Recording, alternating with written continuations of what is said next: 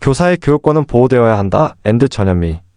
학교 교육 및 교육개혁을 위해 가장 먼저 선행되어야 할 것은 교사가 교사의 역할을 충실히 할 수 있도록 교육권을 존중하는 것이다. 국가는 교육의 정책, 교육과정, 교과서, 법, 관련 제도 등에 의해 구축된다고 여기기에 촘촘한 시스템을 구축하기 위해 애쓰지만 정작 교육의 핵심은 교사와 학생의 만남을 통해 이루어진다. 학생을 마주하는 교사의 권위가 추락하고 교사가 학생에게 할 수 있는 대화가 줄어든다면 그만큼 교육의 질은 담보할 수 없다. 교사라는 핵심 인적 자원을 계속 비하하고 낙심시킨다면 아무리 예산을 증액하고 학교 구조를 개편하고 교육과정을 다시 짜고 교과서를 개정해도 교육개혁은 결코 이룰 수 없다는 사실을 우리는 명심해야 한다. 이를 위해 교사가 수업과 학생생활 교육에 전념할 수 있는 여건이 조성되어야 한다. 행정 업무 경감을 통해 교사의 업무가 수업을 준비하는 활동에 충분히 시간을 할애할 수 있어야 한다. 학교 내 목적 사업을 줄이고 학교 운영비를 늘려 그 예산이 교육활동에 충분히 사용될 수 있도록 지원해야 한다. 또한 학생생활 교육의 기본적 지도에 교사는 열심히 돼 학교 폭력과 같이 엄정한 처벌이 필요한 또는 양측의 입장에서 중립을 지켜야 하는 사안의 경우 교사가 아닌 관련 업무 담당자를 두어 사안이 처리될 수 있도록 지원해야 한다. 사안 조사가 필요할 경우 전담 조사관을 배정하는 방식이 아닌 학교 전담 조사관이 상주하여 학교 폭력이 발생하여 신고되는 순간부터 학생과 학부모를 만나는 일을 전담 처리할 수 있어야 한다. 무슨 과목을 가르칠 것인가? 제대로 가르치려면 어떤 방법과 기술이 필요한가? 어떤 목적으로 가르치는가? 가르친다는 것은 무엇인가 등의 근원적 질문에 교사가 당당하게 대답할 수 있는 역량, 함양의 토대가 마련되어야 한다. 단순히 살아남기 위해 발버둥 치는 교사의 내면이 아니라 배우는 학생을 궁극에 두고 정체성과 진실성을 발휘하여 자신의 삶 속에서 세계를 혼자 힘으로 엮는 법을 학생에게 가르치는 교사가 되도록 교사로 성장하도록 다양한 지원 정책이 필요하다. 첫째, 교사 교육과정의 내실화를 통해 가르치는 자아의 내면 풍경을 지지하여야 한다. 교사 개발 프로그램 편성 및 운영 시수, 자율결정 등을 통한 편성 자율권 확대, 교육과정 수업 평가 전문성 제고 및 교육과정 문해력 실행력 향상을 위한 교사 교육과정 지원자료 개발 및 교사 연수 등을 통해 교사 교육과정의 내실화를 다져야 한다. 둘째, 학교 내 학교 간 교원학습 공동체 활성화를 통해 비스듬히 기대면서 나아갈 수 있는 연구하는 교사 문화를 마련하여야 한다. 두 사항을 실천할 수 있는 물리적 시간 및 공간 조성은 필수일 것이다. 교사의 질을 높이기 위한 시간은 업무 시간 내에 주어져야 한다. 초과 근무를 통해 부족한 시간을 채우고 급여 내 포함된 연구 수당만으로 관련 연구를 책임지도록 하여서는 안 된다. 근무의 유연화, 연구문화 지원비 증액 등을 통해 관련 사항이 원활하게 실천되고 활성화될 수 있는 지원이 필요하다. 학교는 학생 교사 관리자 학부모가 함께 만들어가는 교육 생태계이다. 교육의 주체가 소통하여 만들어내는 공존과 조화가 교사에게 가르칠 수 있는 용기를 줄 것이다. 스스로 탐구하며 주체적으로 문제를 해결하고 협력하고자 노력하는 학생, 권력을 양보하여 권한을 함께 나누는 관리자, 신뢰를 바탕으로 협력적인 학부모, 그리고 정체성과 진실성을 내면화하여 배움과 삶을 통해 좋은 가르침을 전하는 교사. 이들이 서로의 존엄성을 위하고 포용하여 공존할 때 학교는 오롯이 삶을 담아내는 민주적 성장의 공간이 될 수 있다. 그 생태계의 핵심에 교사가 있다. 외부 요인을 통해 교사의 교육권을 보호하는 것뿐만 아니라 교사 스스로도 내면의 목소리에 귀 기울여야 할 것이다. 과연 우리는 진실로 교사로서 학생을 마주하고 있는가 물어봐야 할 것이다. 가르치는 두려움, 만남의 두려움을 포장하기 위하여 단순한 지식 전달, 직업인으로서의 역할만 하고 있는 것은 아닌지 고민해야 한다. 학교가 교사에게는 직업 공간이지만 학생에게는 인생 공간이다. 하나의 삶이, 하나의 인생이 교사에게 오롯이 다가오는 행위는 두려움을 넘어서는 공포일지 모른다. 그러나 그 공포를 열망으로, 두려움을 유대감으로 바꿔 세상을 나아갈 수 있는 힘을 길러주는 주체도 교사밖에 없다고 생각한다. 지나치게 추상적일지 모르는 가르침과 배움을 향상하고 발전시키기 위하여 교실 내에서의 주제중심, 질문, 경청, 협력, 교실 밖 학교 내 공동체, 그리고 나아가 교육이 변해야 함을 외칠 수 있는 학교 밖 조직화와 운동의 실천이 필요하다. 교실 내, 학교 밖. 나의 용기는 어디까지 나아갈 수 있을까? 교사의 교육권을 보호하기 위하여 내가 할 수 있는 역할은 무엇일까? 불을 피워 자신의 위치를 알리지 않는 조난자는 결코 발견되지 않는다. 우리 스스로 내면의 목소리를 밝혀 교육권을 보호하고 교육에 대한 확신을 이야기하면 좋겠다. 복수는 또 다른 학교 폭력입니다. 최우성 다산고 교장 가만히 있으면 아무도 도와주지 않잖아요. 나라도 나서서 갚아줘야죠. 그 친구 때문에 내가 얼마나 힘들었는데 그냥 넘어가면 바보 되는 거예요. 이런 말을 아이들에게서 들을 때가 있습니다. 처음에는 분명 피해자였던 아이가 시간이 지나면서 누군가를 괴롭히는 입장이 되어 있는 걸 보면 마음이 무겁습니다. 복수라는 말이 그럴듯하게 들릴 수도 있지만 결국 또 다른 학교 폭력이 될 수밖에 없습니다. 요즘 학교 현장에서는 처음에 있었던 갈등보다 그 이후에 벌어지는 2차 가해가 더 큰 문제로 이어지는 경우가 많습니다. 특히 단체 채팅방, SNS, 익명 앱 등을 통해 친구를 따돌리거나 소문을 퍼뜨리는 일이 많아졌습니다.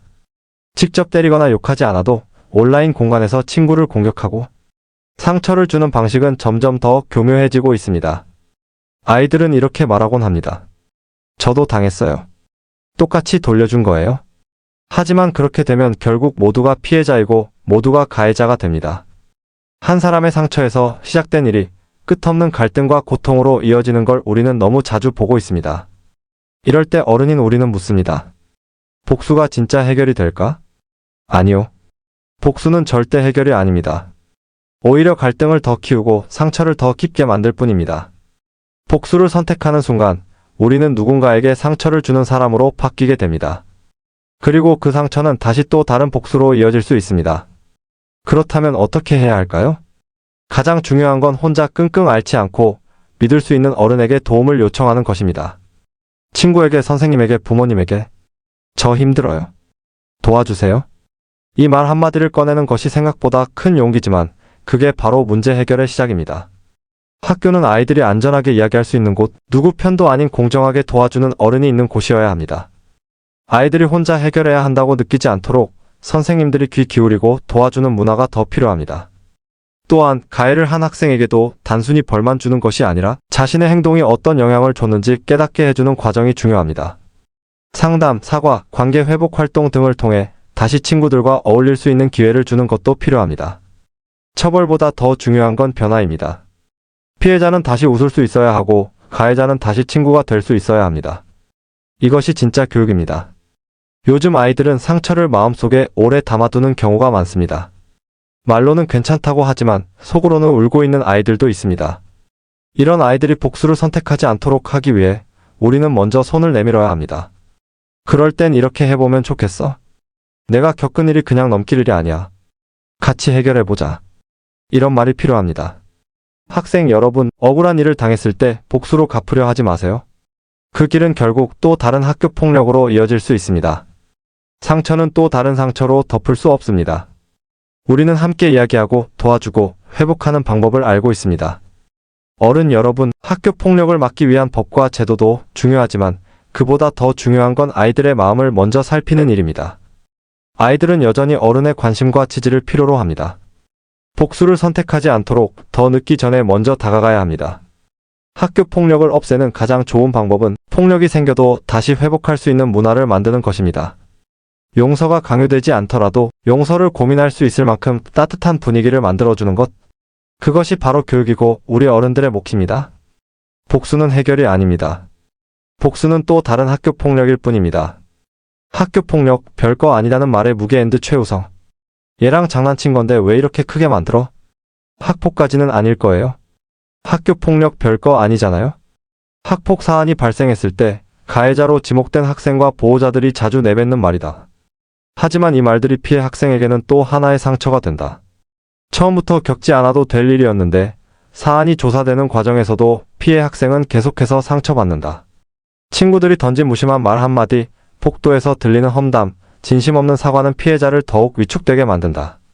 그깟 학폭이 아니라 피해자에게는 너무 긴 시간이고 잊기 힘든 경험이 된다. 실제로 학교폭력 신고가 접수되면 전담기구가 소집되기까지 최대 3주가 걸린다.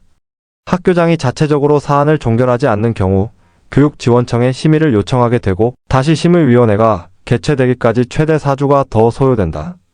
그 이후 조치결정 통보서를 수령하기까지의 시간을 합치면 피해 학생과 가족은 거의 2달 동안 학폭과 관련된 심리적 고통과 행정 절차를 감당해야 한다. 그 2달의 시간은 결코 짧지 않다.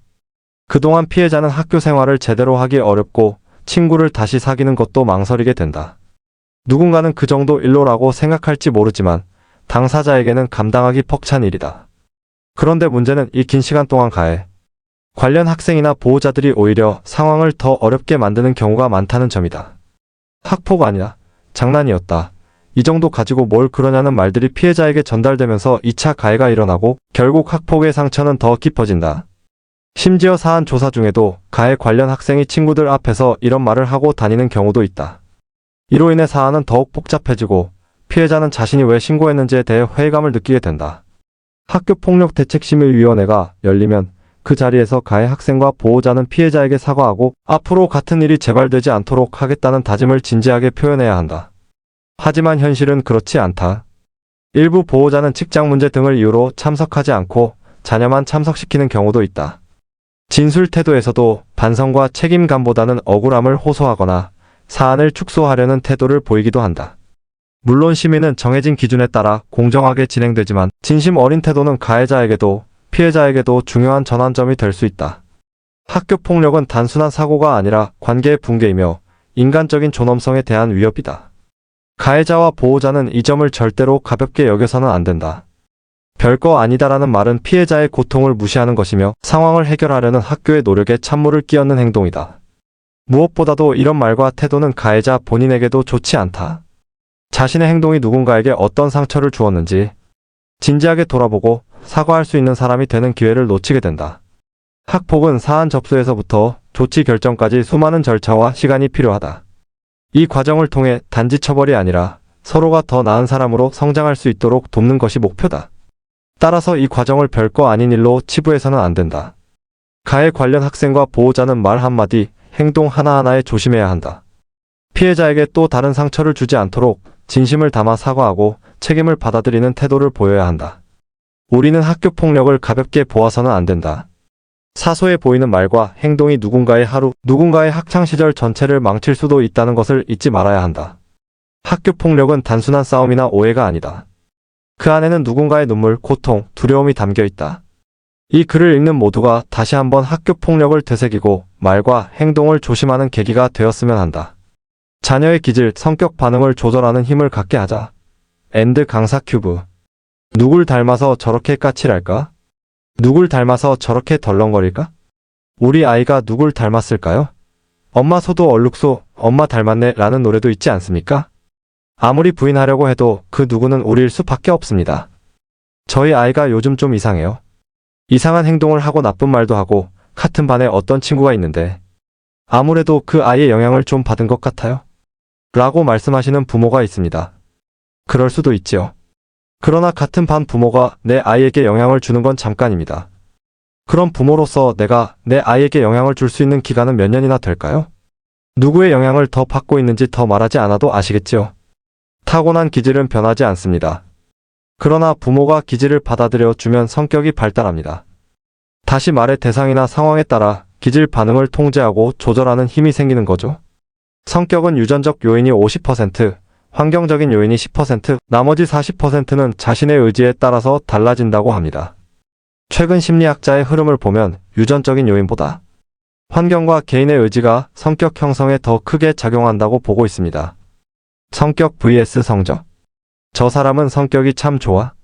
라는 말에서 성격은 단순히 착함만을 의미하지 않습니다. 성격이란 사람의 기분, 태도, 의견을 포괄하며 다른 사람들과 상호작용에서 가장 뚜렷이 드러납니다. 성격이 좋은 사람은 타인과의 관계 조율이 탁월합니다.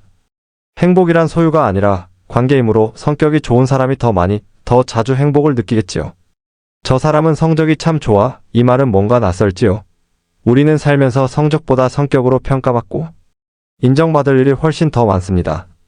부모가 관리해야 하는 건 성적이 아니라 성격이라는 것이죠. 나 원래 이런 사람이야. 라고 말하는 사람이 제일 무섭습니다. 그래서 어쩌라고? 라고 말하는 사람도 만만치 않지요. 그럼 나는 우리 아이랑 성격이 안 맞아는 어떨까요?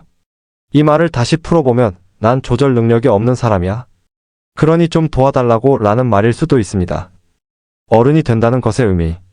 어른이 된다는 것은 생긴 대로 사는 것이 아니라 생긴 모습을 조절해서 함께 잘 살아가는 방법을 찾는 것을 말합니다. 기질이 다르고 조절 능력이 없는 아이와 부모가 한 집에서 살아갑니다. 다름을 인정해주면 되는데 달라서 부딪히고 상처를 받습니다. 고슴도치를 사랑하고 싶었던 거북이가 뾰족한 가시나무를 등껍데기에 덮고 고슴도치를 안아주었던 것처럼 부모가 변해야 나와 다른 내 아이를 안아줄 수 있습니다.